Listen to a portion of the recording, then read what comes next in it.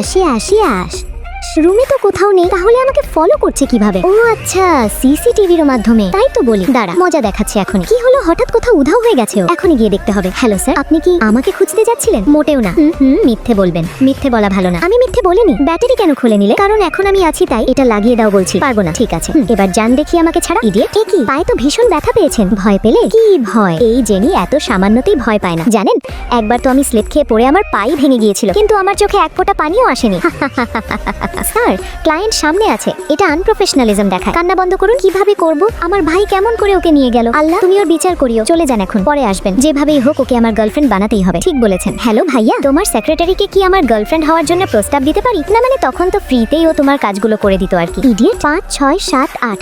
আমি 5 মিলিয়নের মালিক হয়ে গেছি। 30 মিনিটের মধ্যে আমার জন্য ডিনার রেডি করো। Okay sir. এই নিন আপনার প্রিয় চিকেন। এটা না, অন্য কিছু বানিয়ে আনো। Okay. Most favourite fish cutlet. এগুলো কিচ্ছু খেতে ভালো লাগছে না, হালকা কিছু নিয়ে এসো। আপনার পছন্দের স্যুপ। খেতে ইচ্ছে করছে না, কোনো কিছুই খাবো না। কিন্তু আমি যে এত কষ্ট করে বানিয়ে নিয়ে আসলাম, খেয়ে নাও তুমি। এখানে বসে কি করছিলে? এই তো কিছু না। ওয়াও, এত মজার মজার খাবার। আমি কি এগুলো খেতে পারি? হ্যাঁ অবশ্যই, এই নাও। সবকিছু খেয়ে নিল। থ্যাংক ইউ, অনেক মজা হয়েছে। এখানে বসে কি করছেন? খিদা পেয়েছে নাকি? না, আমি কাজ করছি। ও ঠিক আছে। এখন তো ভীষণ খিদা পেয়েছে। দেখি ফ্রিজে কি আছে। কিছুই তো নেই দেখছি। এটা কি? রাতে খিদা পাবে জানি, এটা গরম করে খেয়ে নিয়ে